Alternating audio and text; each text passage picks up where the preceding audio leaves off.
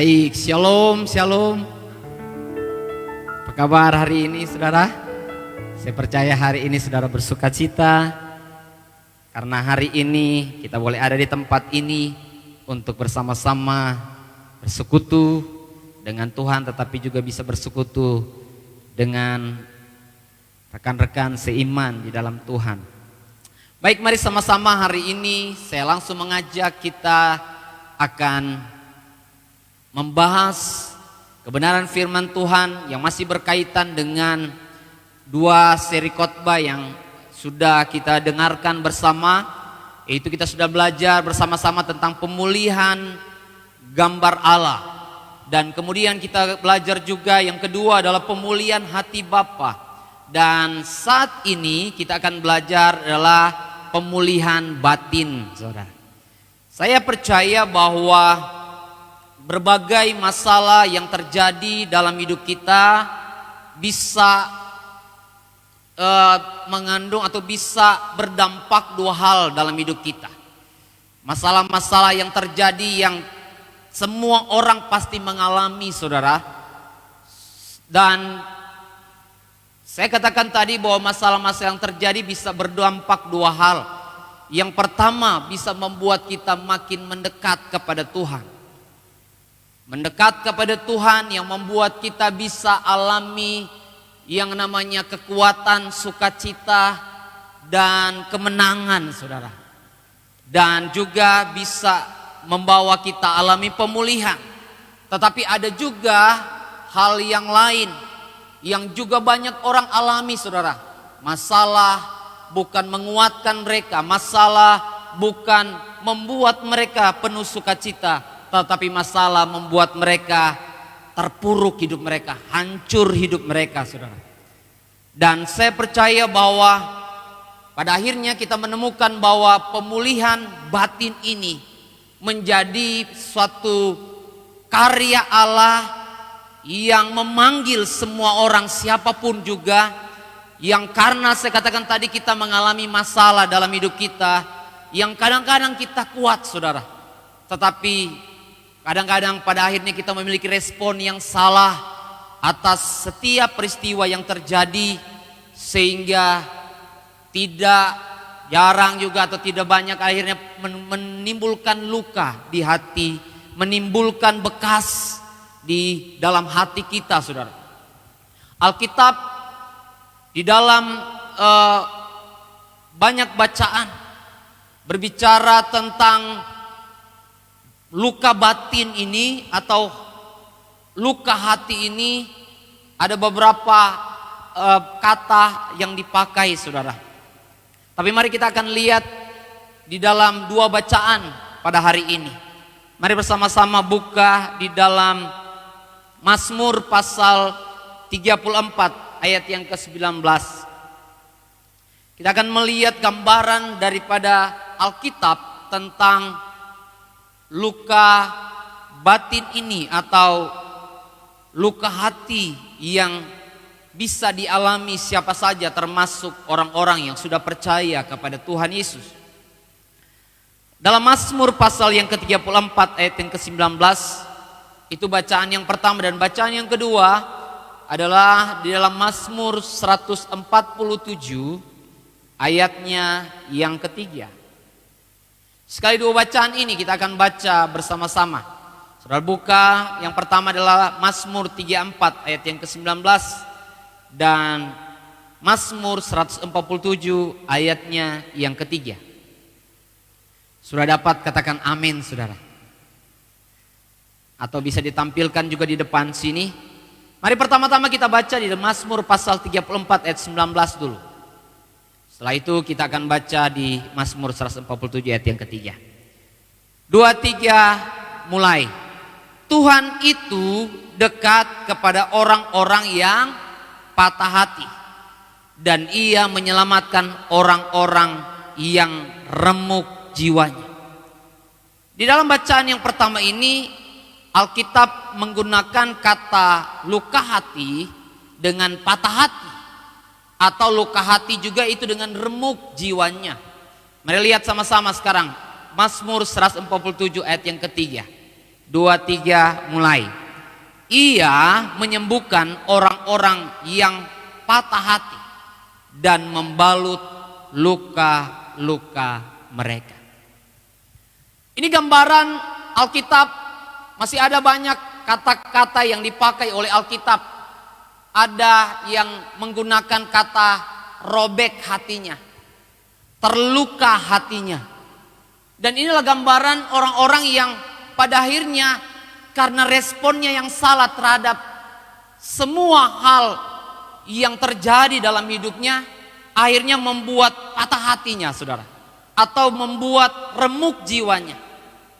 Dan saya katakan bahwa ini bukan hanya dialami orang-orang yang di luar Tuhan. Orang-orang yang sudah percaya Yesus masih mengalami hal ini, saudara.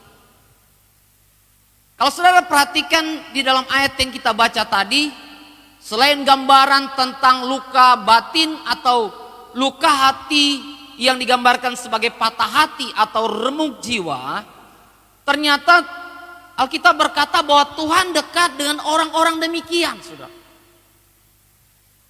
Jadi jangan pernah berpikir bahwa ketika engkau mengalami yang namanya perasaan terluka, engkau merasa bahwa engkau dirugikan, diperlakukan dengan tidak adil, dikhianati, dan berbagai hal yang menimbul luka-luka yang lain, dan Tuhan tidak ada, saudara. Jelas sekali Alkitab berkata lewat pemazmur bahwa Tuhan itu dekat dengan orang-orang yang patah hatinya. Ini adalah tulisan Daud.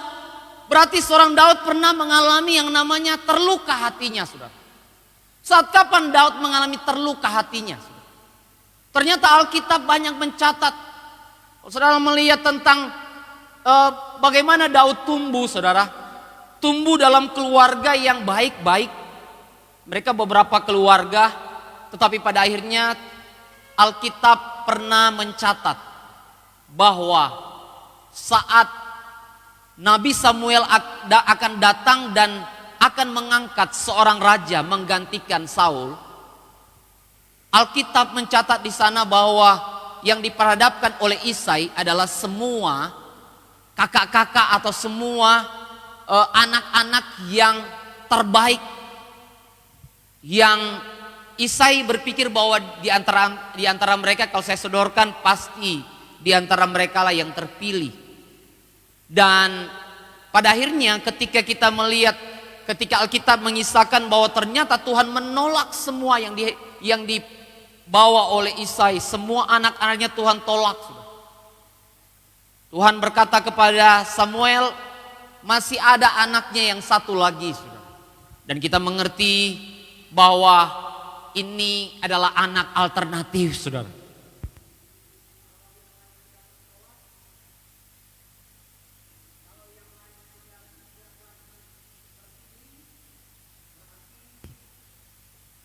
Cari yang terakhir, saudara. Bayangkan saudara-saudara dalam keluarga ada beberapa bersaudara, dan saudara ini hanya ban serep saja, saudara. Pokoknya kalau sudah tidak ada lagi orang, ya sudah dia terpaksa, sudah.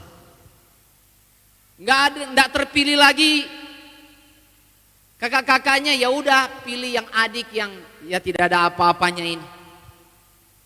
Sehingga sama-sama kita bisa mengerti bahwa Daud juga pernah mengalami yang namanya luka hati, saudara. Karena apa? Dipinggirkan, saudara. Tidak dianggap di dalam keluarga. Dan hal apa lagi yang kita bisa tahu, saudara? Daud sudah diurapi menjadi raja dalam peristiwa yang lain. Tetapi pengurapan yang dia terima sebagai raja tidak lantas membuat dia bisa memimpin sebagai raja yang legal, saudara. Yang terjadi malahan dia harus lari ke sana kemari, saudara. Dikejar oleh Saul untuk dibunuh. Bisa dibayangkan seorang Daud ketika dia merenung, katanya sudah diurapi menjadi raja, kok janji untuk jadi raja ini penggenapannya kapan? Bagi beberapa orang, menunggu janji Tuhan ini bisa membuat dia kecewa dengan Tuhan, saudara. Ketika kecewa dengan Tuhan, mulai mempersalahkan orang, mulai mempersalahkan situasi. Dan saya katakan bahwa ini bisa menjadi luka, bisa menjadi kecewa yang masuk sampai ke dalam hati. Jadi Daud mengalami ini, saudara. Tetapi dalam beberapa hal kita mengerti bahwa respon daripada Daud itu benar ketika menghadapi peristiwa-peristiwa yang menyakitkan yang dia alami. Sehingga paling tidak kalau kita bicara tentang luka batin ini, atau keadaan di mana kita terluka hati kita, yang saya katakan bahwa dialami oleh siapapun juga, termasuk orang-orang yang sudah melayani bisa mengalami. Di tahun pemulihan ini, saya berharap kita bersama-sama akan alami kemenangan atau alami pemulihan dalam luka batin ini, saudara. Kalau saudara mempelajari atau kita lebih dalam lagi mempelajari tentang luka batin ini, ternyata luka batin ini bisa disebabkan oleh beberapa hal. Selain yang saya nyatakan tentang Daud tadi, saudara. Hal-hal yang bisa menyebabkan orang mengalami luka dalam hatinya, itu bisa terjadi karena yang pertama, ada peristiwa traumatis yang pernah dialami, saudara. Saya pernah bertemu dengan seorang yang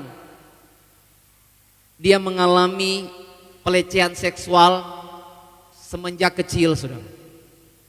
Dan yang menariknya ini, tragisnya ini, saudara, pelecehan seksual yang dialami oleh wanita ini bukan oleh orang lain, saudara, tapi dialami dengan bapaknya sendiri, saudara. Bapak kandungnya sendiri. Barusan juga kami melayani di Polres, di Rutan Polres, bertemu dengan seorang bapak yang masuk penjara karena dia menghamili anaknya sendiri, saudara. Bisa dibayangkan anak-anak yang tumbuh di dalam peristiwa yang seperti ini, saudara. Saya percaya anak ini akan tumbuh dalam rasa malu, dan kita bisa lihat bahwa ini akan berdampak kepada banyak hal, termasuk kalau saya mendengar atau dalam kisah seorang yang diperkosa oleh bapaknya. Ternyata dia pada akhirnya dia terima Yesus, ya. Tetapi setelah itu dia menikah, saudara. Dan apa yang terjadi? Ternyata dalam waktu dia menikah mengalami suatu masalah dalam pernikahan. Ternyata ketika diselidiki, ternyata wanita ini akhirnya menjadi seorang yang pasif dalam hal hubungan seksual. Dan akhirnya apa yang terjadi, saudara, hanya bertahan 1 tahun saja mereka menikah karena banyak hal. Wanita ini menjadi seorang yang tertutup sekali, saudara. Menjadi seorang yang pasif. Dan akhirnya berdampak kepada kelangsungan rumah tangga yang dia bangun. Jadi peristiwa-peristiwa traumatis masa kecil ini ternyata mengganggu kehidupan orang-orang di masa-masa yang akan datang, saudara. Sehingga luka-luka hati itulah yang Tuhan mau untuk kita mengalami pemulihan, saudara. Belum lagi bicara tentang perlakuan-perlakuan yang berbeda yang diterima semenjak kecil. Kakak dibedakan dengan adiknya. Orang tua lebih sayang dengan adiknya daripada kakaknya. Perlakuan-perlakuan seperti ini, dan apalagi sudah ditambah dengan perlakuan-perlakuan kasar kepada yang lain, tapi yang lain tidak, saudara. Ini pada akhirnya menimbulkan suatu peristiwa traumatis. Dan ada banyak peristiwa-peristiwa yang menimbulkan trauma yang lain. Misalkan ketika kita bicara tentang ada orang-orang yang kehilangan orang-orang yang mereka cintai, saudara. Inilah peristiwa-peristiwa yang bisa sangat menyakitkan, saudara. Apalagi peristiwa-peristiwa yang pernah terjadi di Indonesia, saudara. Kalau tahu saudara mengetahui tentang peristiwa yang terjadi tahun 98, saudara. Bagaimana kelompok-kelompok Chinese di Jakarta, mereka bukan dijarah saja tapi diperkosa, saudara. Sampai banyak orang yang bersaksi dalam hidupnya mereka mengalami trauma, saudara. Karena mereka ada yang melahirkan anak-anak yang hasil pemerkosaan. Kita bisa bayangkan orang-orang ini akan tumbuh seperti apa, saudara. Mereka akan tumbuh di dalam ketika akan berkeluarga, akan mempengaruhi keluarga mereka. Hal yang lain kita bicara tentang juga kalau peristiwa traumatis dalam Alkitab itu dialami oleh Yusuf, saudara. Yusuf bagaimana dia pernah mengalami mau dibunuh oleh keluarganya, oleh saudara-saudaranya. Jadi Alkitab juga berisi contoh-contoh orang-orang yang mengalami pengalaman traumatis dalam hidup mereka. Tetapi yang berbeda adalah Yusuf bisa punya respon yang benar ketika menghadapi peristiwa itu. Yang orang-orang lain, saudara, akhirnya berpengaruh kepada kehidupan mereka setelah itu. Yang berikut, luka hati atau luka batin juga bisa disebabkan oleh karena rasa bersalah, saudara. Kalau dalam Alkitab ada beberapa yang terjadi, saudara, seperti kepada Daud sendiri. Saya percaya bahwa Daud sempat mengalami yang namanya rasa bersalah. Karena apa, saudara? Ketika dia mengambil Bersheba, saudara, yang notabene punya suami, saudara. Dan dia bukan hanya mengambil Bersheba, Uria pun dibunuh, saudara. Memang tidak dicatat oleh Alkitab, tetapi dalam Mazmur pasal 50 kita bisa mengetahui bahwa Daud bergumul dengan dosanya itu, saudara.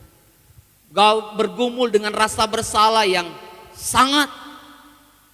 Dan beberapa orang dalam peristiwa-peristiwa seperti ini akan sulit untuk mengalami pertumbuhan mereka dalam rohani mereka. Mengalami kesulitan dalam membangun hubungan dengan Tuhan. Orang-orang yang mengalami rasa bersalah akan sulit menikmati hadirat Tuhan, saudara.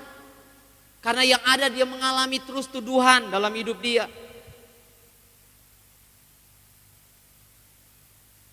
Paulus mengalami hal yang sama. Sebelum dia mengalami perjumpaan pribadi dengan Tuhan, Paulus pernah membawa orang-orang di penjara, dimasukkan dalam penjara, ataupun banyak perlakuan-perlakuan yang kasar yang dilakukan oleh Paulus kepada orang-orang percaya waktu itu.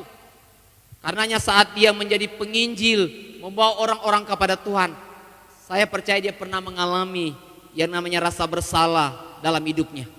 Tapi Paulus juga adalah orang yang akhirnya benar di dalam merespon keadaan rasa bersalah dalam hidupnya.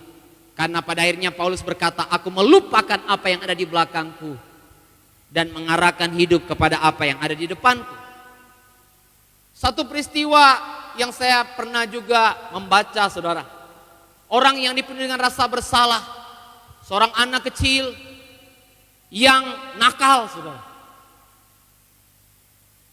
Dia sering membuat bapaknya kecewa, saudara. Tidak nurut. Pada akhirnya anak ini menemukan satu saat ketika dia membuka pintu, dia kaget luar biasa melihat bapaknya tergantung. Bapaknya mati gantung diri. Dan akhirnya anak ini menjadi anak yang menyesal seumur hidup. Dia terus ada dalam rasa bersalah. Dan ada dampak buruk yang dia alami. Dia banyak kali ingin bunuh diri. Ini orang-orang yang punya respon yang salah. Tetapi apakah orang-orang yang percaya kepada Yesus tidak ada punya potensi untuk bunuh diri? Saya baru bertemu dengan seorang wanita di saudara kami di Jakarta, saudara. Saya kaget luar biasa ketika akhirnya kami berbicara. Dia berkata, Pak, saya sudah beberapa kali mau bunuh diri. Dia sudah campur beberapa ramuan yang dia tahu ini pasti minum langsung mati. Tetapi herannya dia beberapa kali dia campur itu dia minum tidak mati. Tetapi dia berkata dia kenal banyak orang-orang. Dia kenal banyak anak-anak muda. Dia kuliah di Undana, saudara. Dia tahu bahwa banyak mahasiswa-mahasiswa yang mau bunuh diri, saudara. Jadi angka orang atau anak-anak muda yang pingin bunuh diri itu terlalu banyak, saudara. Kita berpikir bahwa anak-anak itu atau anak-anak kita yang kuliah mereka biasa-biasa aja. Ternyata menurut cerita daripada wanita ini, dia berkata bahwa banyak Pak yang mau bunuh diri. Karena saya banyak ngobrol dengan teman-teman. Mereka stres dengan kuliah, stres dengan masalah-masalah keluarga yang terjadi. Mereka bingung. Mereka akhirnya menyimpan secara pribadi, dan banyak yang akhirnya mencoba untuk bunuh diri. Makanya kalau saudara melihat peristiwa-peristiwa di jembatan Liliba itu betul, saudara. Baru-baru ini sudah ada lagi peristiwanya, saudara. Itu karena mereka mengalami yang namanya luka batin, tetapi mereka tidak tahu bagaimana cara mengatasinya, atau kalaupun mereka tahu, mereka mengalami itu, mereka membiarkan itu, saudara. Sehingga pentingnya pemulihan batin ini menjadi hal yang perlu untuk diajarkan, saudara. Sekalipun orang mungkin ada yang mencibir, masa sih saya biasa-biasa aja. Tapi saya berdoa Roh Kudus mengingatkan kita peristiwa-peristiwa apa yang membuat kita hari-hari ini, yang kalau kita melihat dari akibat-akibat yang terjadi, sebetulnya bisa dideteksi pengalaman luka batin apa yang kita alami, saudara. Yang berikut, ini yang paling banyak dialami, penyebabnya itu penolakan, saudara. Berapa banyak anak-anak yang masih kecil mengalami penolakan, dan pada akhirnya mereka menjadi orang-orang yang depresi, saudara, stres, selalu mengalami hidup yang merasa hidup ini tidak ada artinya, saudara. Dan anak-anak yang mengalami penolakan ini bisa juga bunuh diri. Kalau dalam Alkitab, kalau saudara perhatikan, ada juga contoh dalam Alkitab. Saya melihat di dalam Samuel dikatakan ada seorang penasehat namanya Afitol.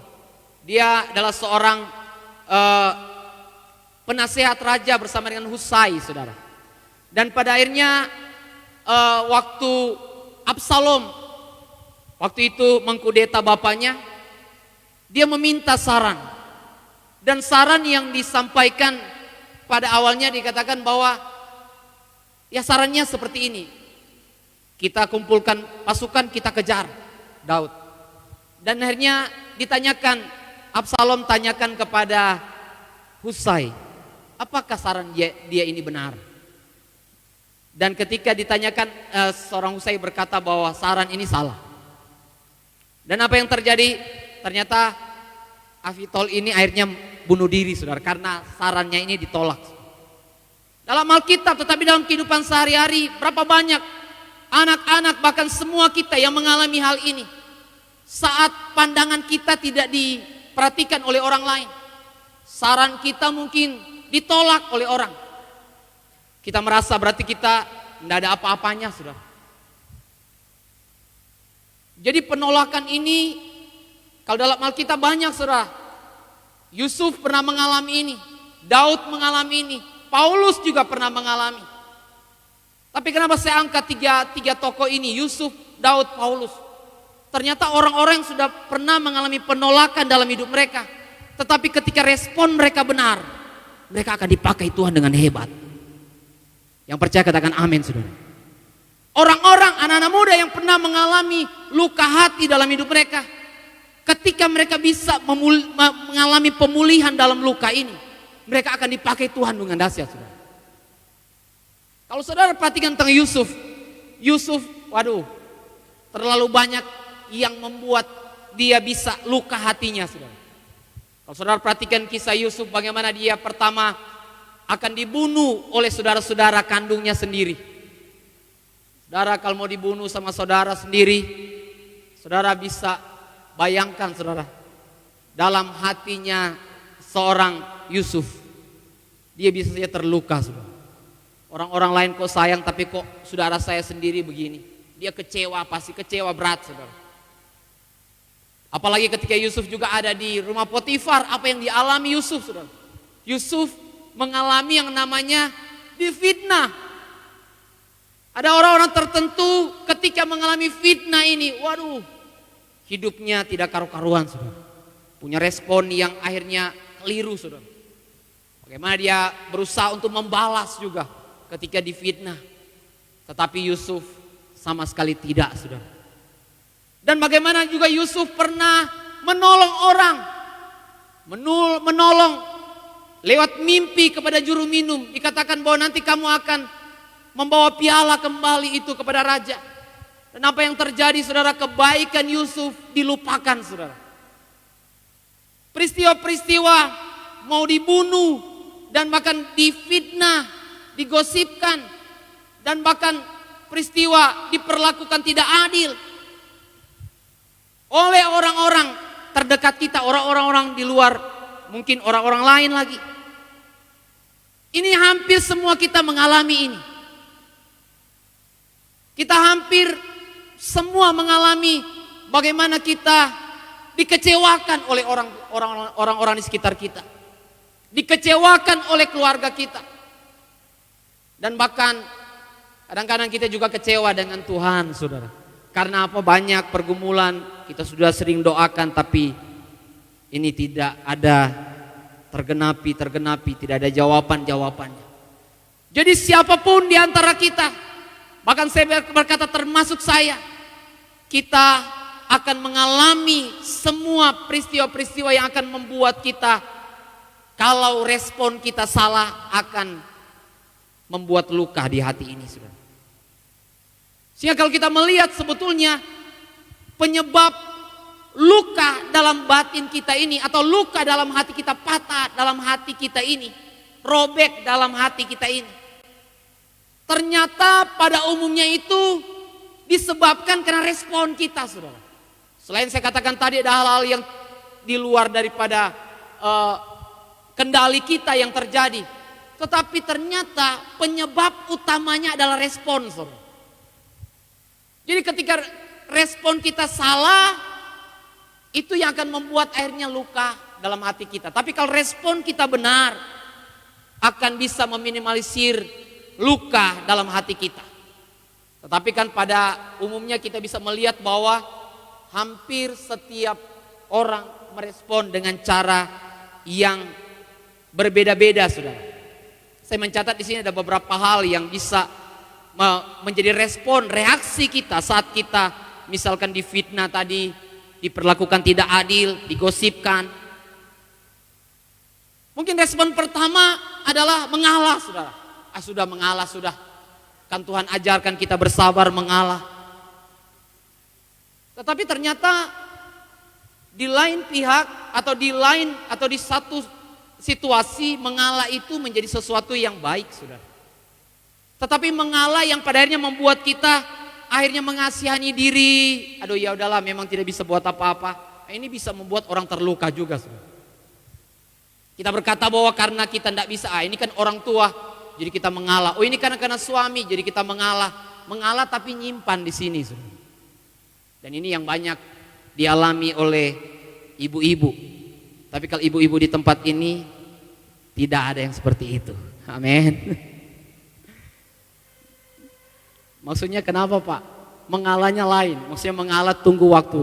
Maksudnya sekarang mengalah, nanti berikut baru. Ada yang berikut begini, saudara. Bukan hanya mengalah, tapi ada yang mengabaikan. Ini biasa. Udahlah.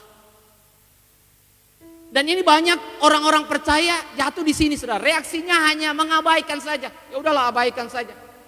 Abaikan, tetapi sampai di tempat tidur dia pikir. Ini bukan abaikan nih. Abaikan berarti sampai di tempat tidur kamu tidak pikir lagi. Tetapi kalau kamu bilang abaikan, tetapi akhirnya menjadi pikiran tiap malam, akhirnya ulu hati mulai naik, saudara. Mulai kambuh. Ini reaksi atau respon yang biasa dialami orang-orang percaya maupun yang tidak percaya. Dan respon yang berikut, reaksi yang berikut adalah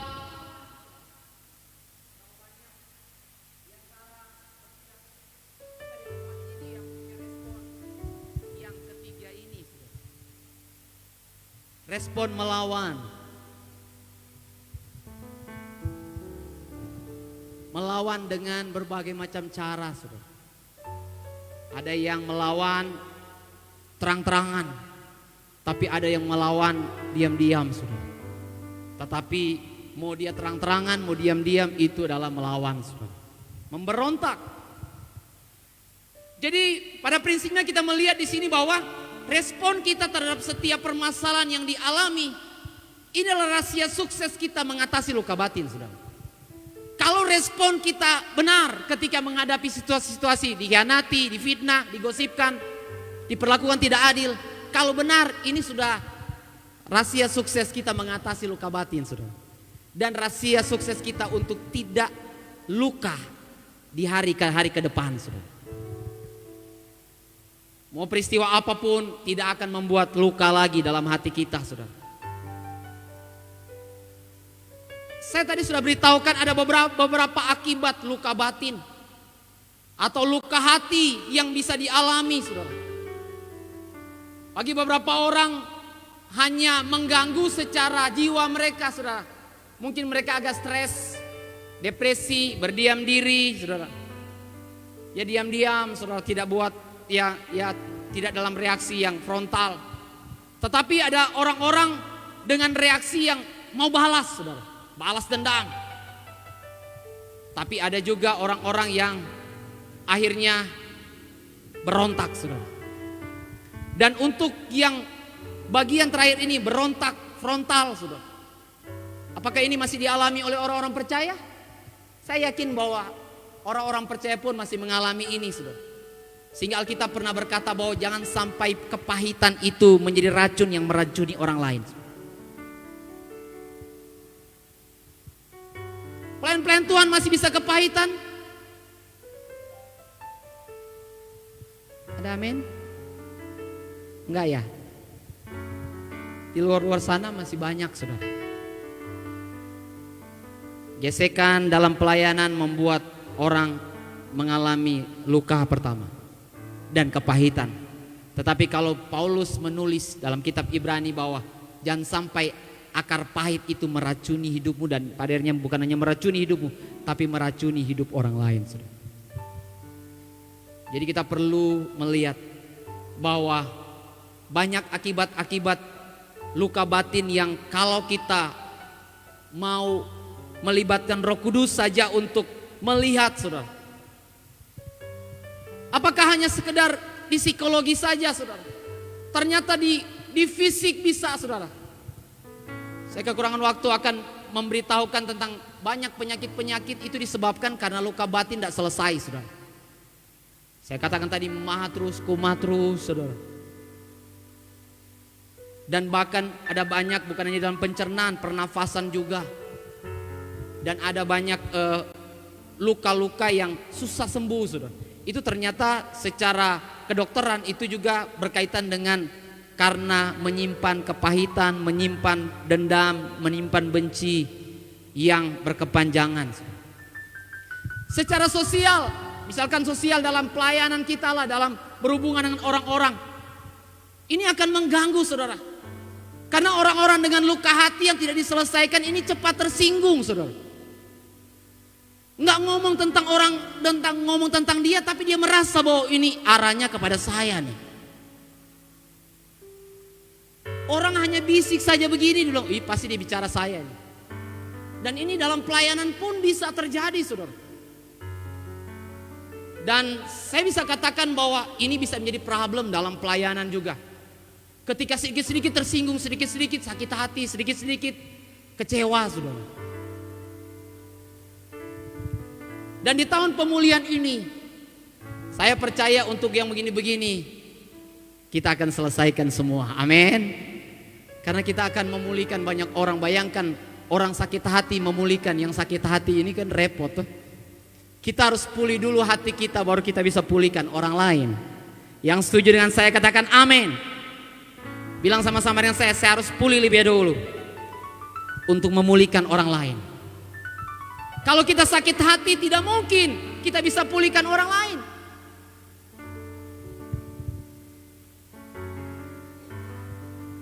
Secara sosial sekali lagi orang ini akan susah untuk bisa bekerja sama dengan orang-orang lain. Dan kalau secara teologi apa, saudara? Ini akan mengganggu hubungan kita dengan Tuhan. Kita kita tidak akan sungguh-sungguh bisa percaya kepada Tuhan. Kita agak sulit untuk merasakan hadirat Tuhan, saya katakan tadi.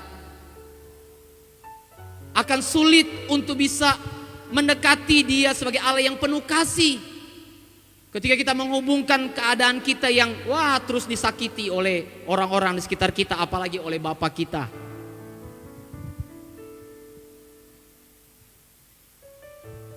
Akibat-akibat tambahan saya bisa catat sini, sulit bertumbuh, berkembang, berbuah. Pertumbuhan rohani bukan gak bertumbuh tapi lambat. Makanya kita kadang-kadang kalau kita bikin evaluasi, sudah berapa lama saya ikut Tuhan, tapi kok begini-begini terus ya. Seperti kita terputar-putar di situ terus, saudara. Saya berkata bukan gak bertumbuh, tapi lambat pertumbuhannya. Lambat sekali, saudara. Makanya sampai keluar firman Tuhan, harusnya kamu jadi pengajar, tetapi kamu harus tetap minum dengan air susu murni. Kamu harus minum susu terus, saudara. Karena untuk yang keras gak cocok, saudara. Dalam bagian lain, akibatnya kita bisa lihat tidak alami sukacita. Sukacitanya ini naik turun, saudara. Kadang-kadang ada, kadang-kadang tidak ada, saudara. Dan ini tidak bisa memiliki roh yang menyala-nyala untuk melayani. Orang yang luka hati, luka batinnya susah untuk on fire terus. Padahal untuk melayani itu harus on fire, saudara. Memuji Tuhan, beribadah itu harus ada api.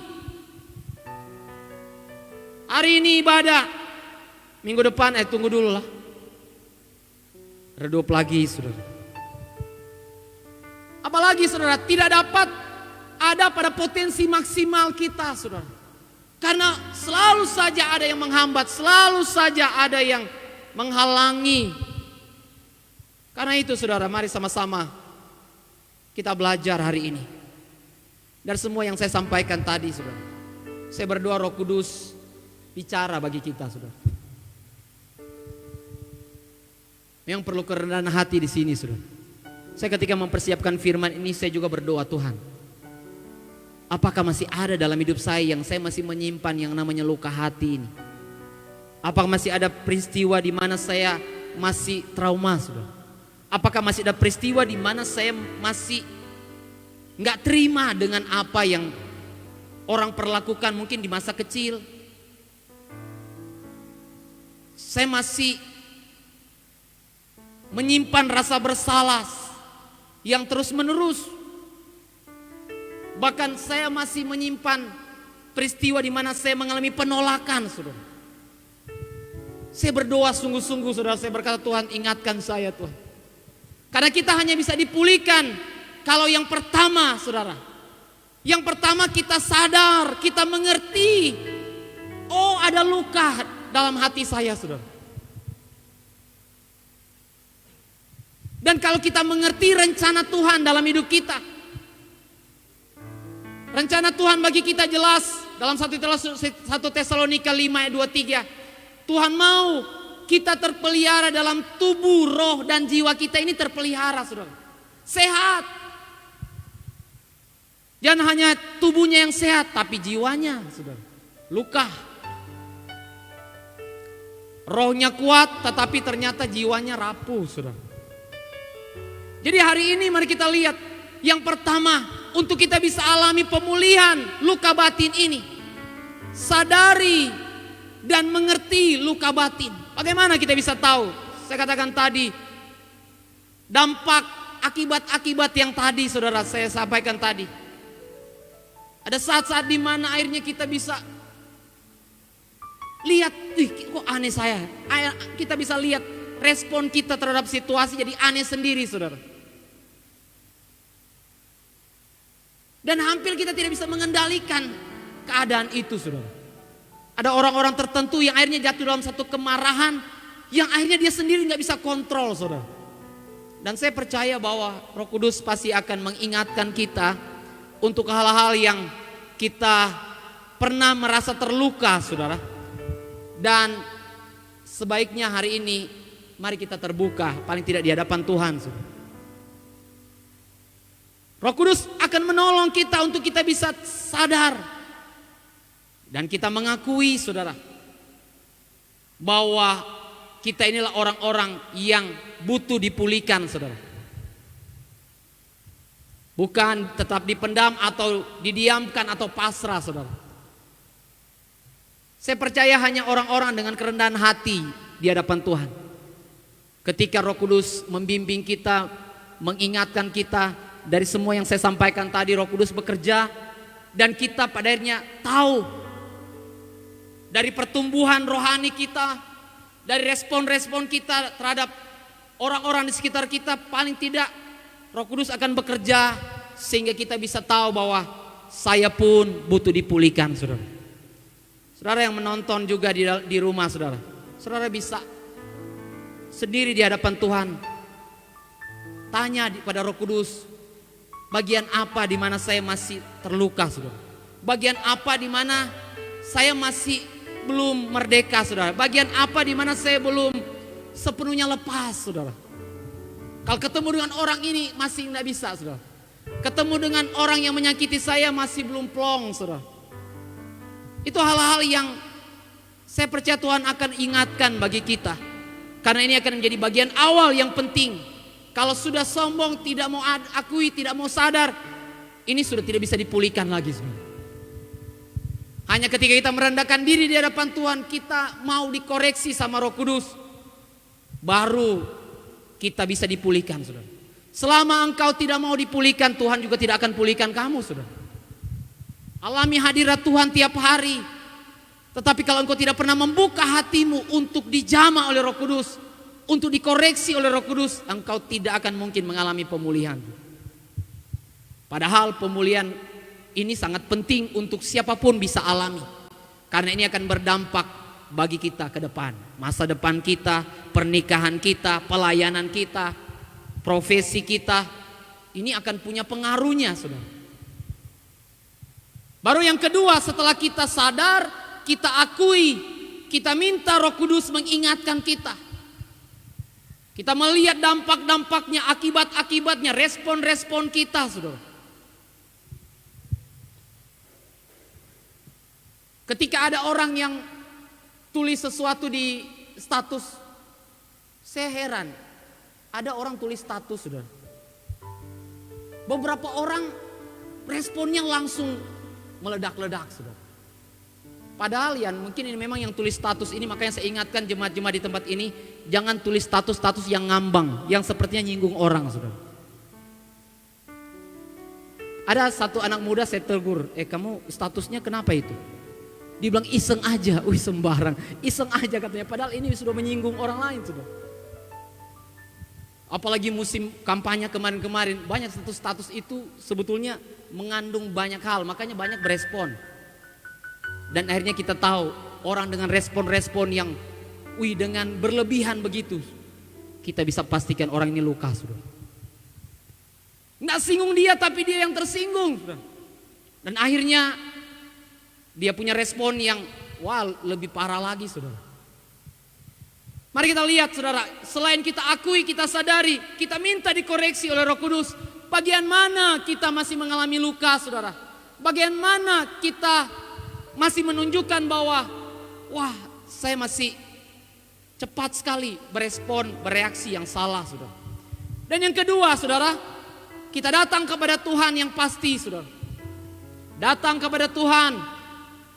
Datang ketika Tuhan berkata, marilah kepadaku semua yang letih lesu dan berbeban berat, aku akan memberikan kelegaan kepadamu. Matius pasal 11 ayat 28 saudara.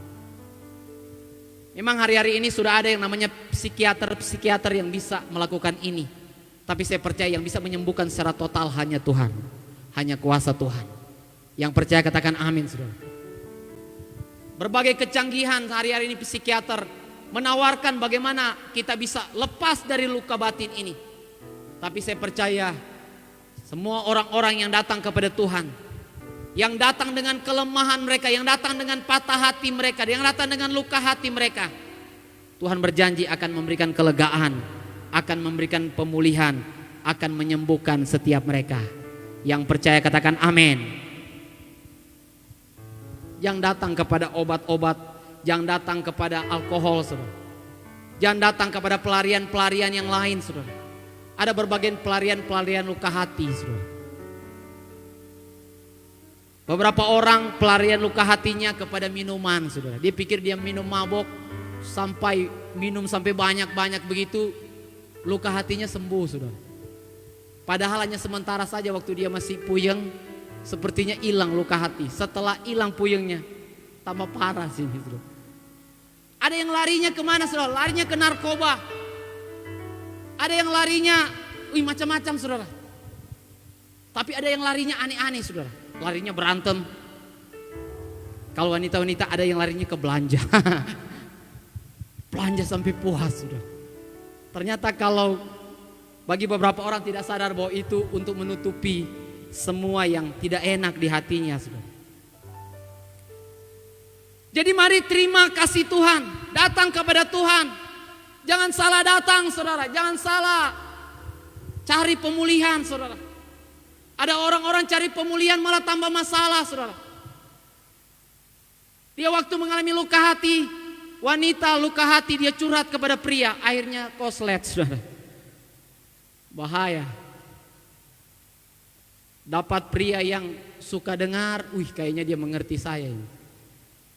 Lama-lama, saudara, bahaya. Jadi kita mengerti bahwa jangan salah lari, jangan salah datang. Datang kepada siapa? Datang kepada Yesus. Dan waktu datang kepada Yesus masih ada langkah-langkah berikut lagi. Kita harus ampuni. Satu senjata yang terbesar dalam menyelesaikan luka hati ini hanya ampuni, saudara.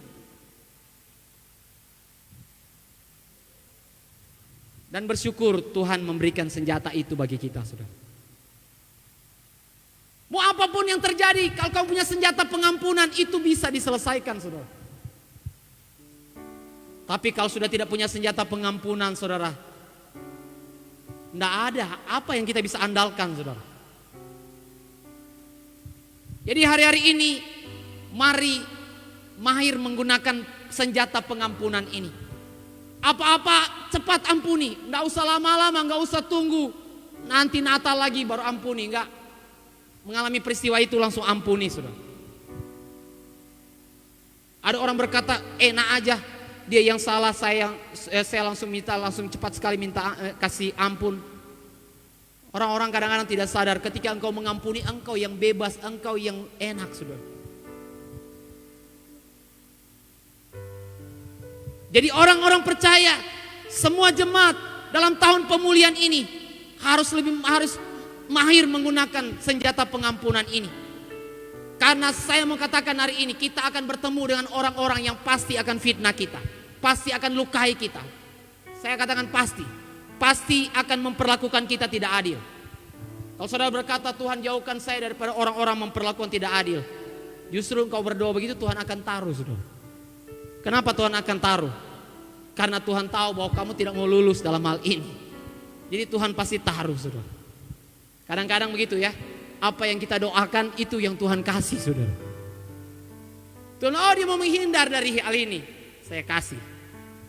Tetapi kalau kita punya senjata pengampunan, kita akan menjadi orang-orang yang bukannya menang, mengatasi luka hati kita, tetapi kita akan membentengi hidup kita untuk tidak luka, saudara.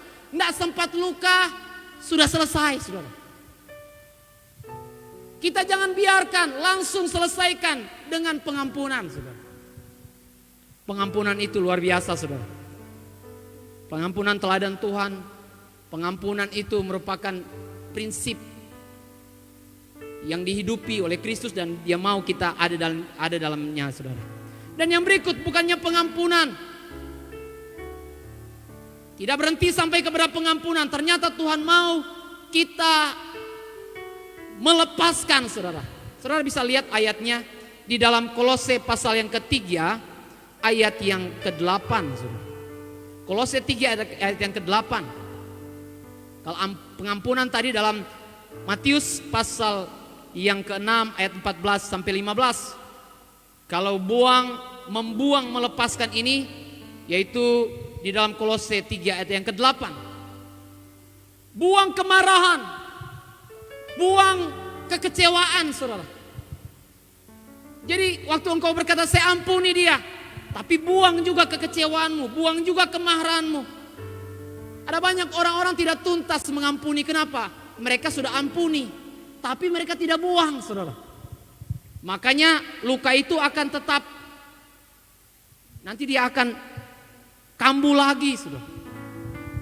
Jadi selain ampuni, buang kekecewaan, buang kemarahan, buang kebencian, buang kepahitan, buang semua luka, saudara.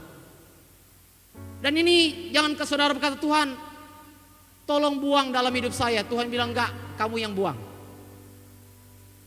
Kadang-kadang kita melimpahkan itu kepada Tuhan. Tuhan, oh buang semua kekhawatiran dalam hidup saya. Tuhan berkata kamu yang buang. Itu bagian kita, saudara, membuang kekecewaan, membuang kemarahan, membuang kebencian. Dan saya bisa katakan hari ini, kenapa kita harus membuang? Karena apalagi peristiwa-peristiwa menyakitkan itu kita alami dengan keluarga kita, orang-orang terdekat kita, pemimpin kita, saudara. Tapi kalau kita membentengi diri kita dengan pengampunan dan kita membuang, cepat buang, saudara. Jangan sampai busuk dulu baru kita buang, saudara. Jangan sampai sudah mempengaruhi kita baru kita buang.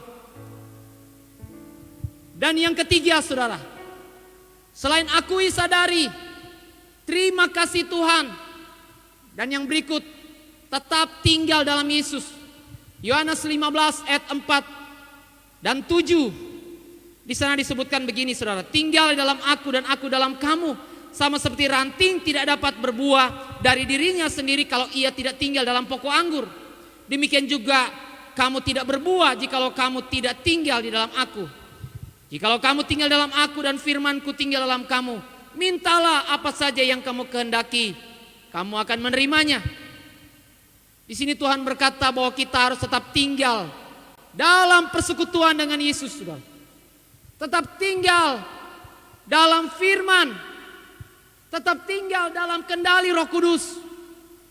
Saya percaya ini bukan hanya akan menyelesaikan luka-luka hati kita, saudara, tapi ini akan membentengi hidup kita.